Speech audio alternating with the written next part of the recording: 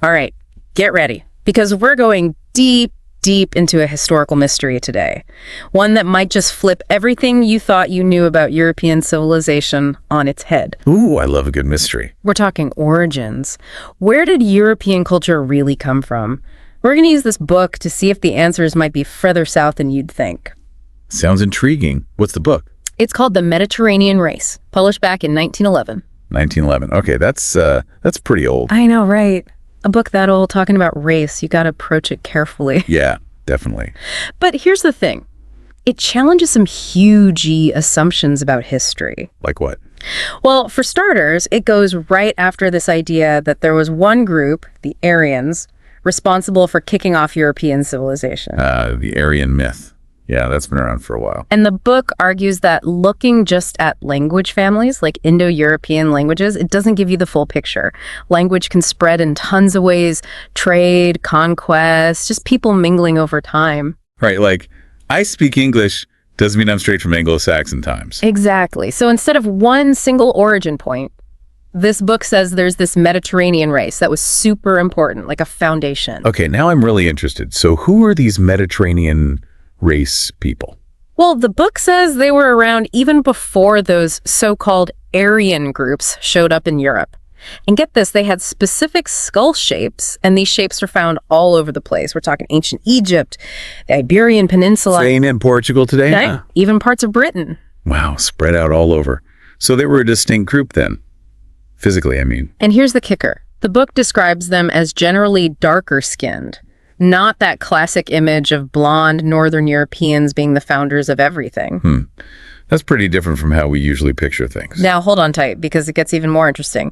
The book says this Mediterranean race actually started in Africa. Africa? Seriously? Yeah, near the Great Lakes region. Whoa, hold on. So are they saying European civilization has roots in Africa? That's exactly what they're saying. They think this group migrated out from the Great Lakes, across the Mediterranean, and then slowly north into Europe, like a huge journey over generations. So a gradual spread, not some sudden invasion. Fascinating. But do they have evidence for this? They point to stuff like similar burial practices, architecture, things that show up across this massive area, hinting at shared culture.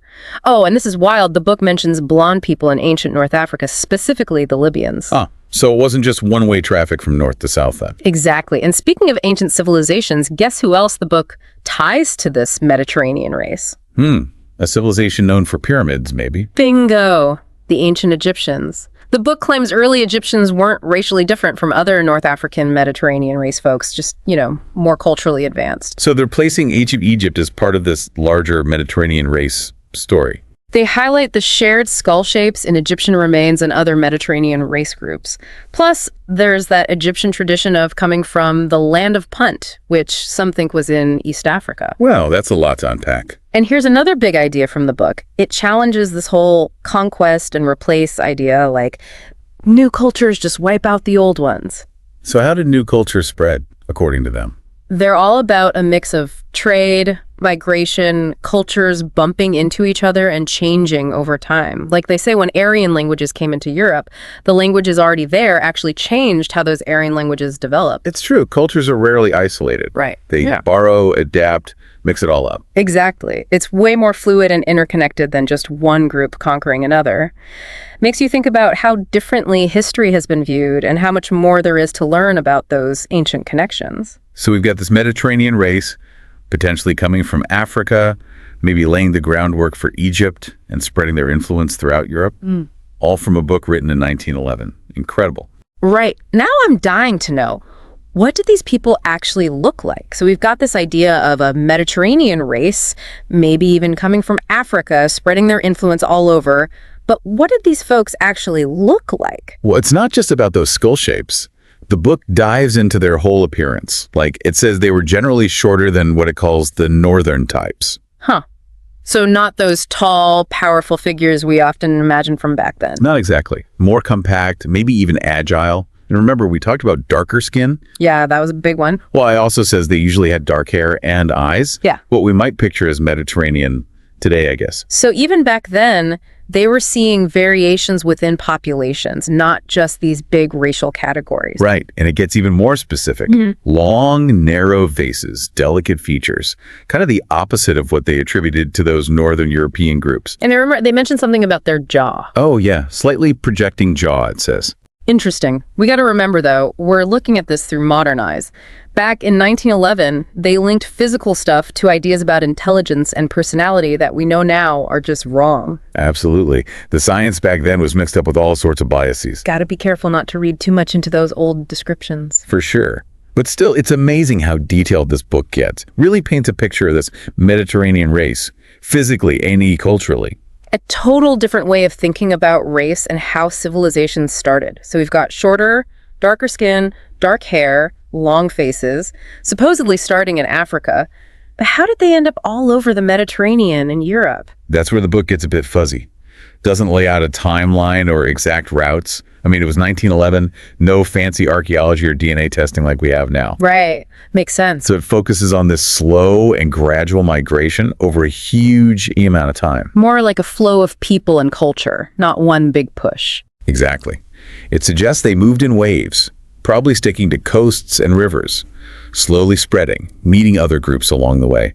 Remember, no big empires or mass migrations back then, just small groups, families moving slowly, figuring out new places, mixing with people already there. A way more organic process than we'd think. Definitely. And it challenges that whole conquer and replace view of history, right? It's more about exchange, gradual changes, cultures transforming. But were they always peaceful? Or were there fights and clashes too?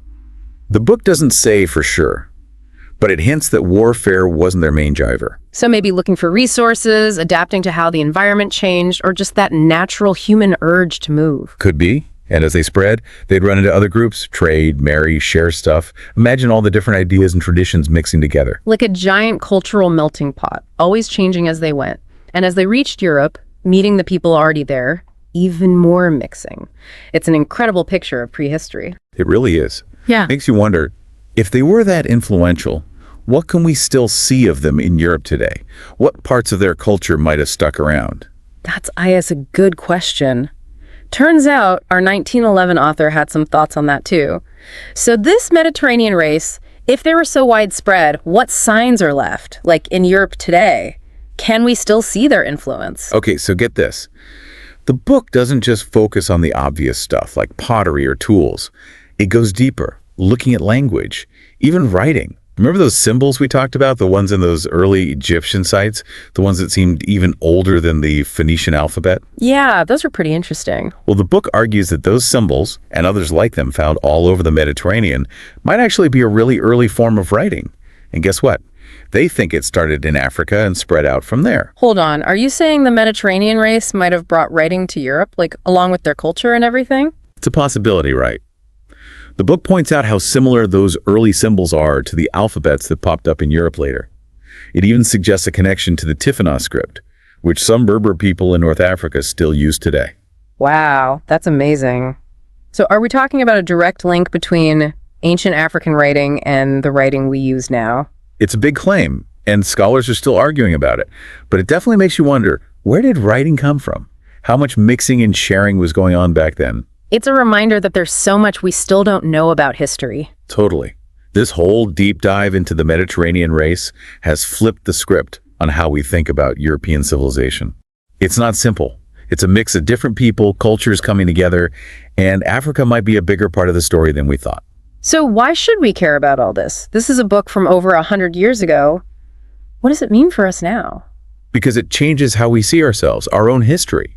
If we admit that Africa played a big part in European civilization, it challenges that old Eurocentric view of history, the one that's been around for so long. Right. It's realizing that cultures are connected, people move around, and civilizations don't just pop up out of nowhere. They're influenced by others. Exactly. Our own cultures, they're like tapestries, lots of different threads woven together. And those threads often go way back, across continents, further than we might imagine. And in a world where people are still figuring out race, identity, all that, that's a really important message. It makes us look beyond those simple categories, see how rich and complex human history really is. So if this Mediterranean race was so influential, are there still clues out there? In Europe, I mean. What's left to discover? That's the exciting part. History is full of mysteries.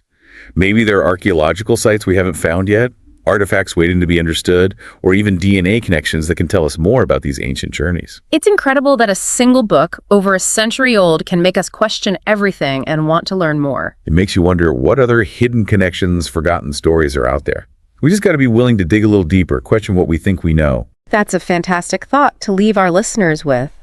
Thanks for joining me on this deep dive into the Mediterranean race. Really makes you think, doesn't it? My pleasure. Keep those questions coming.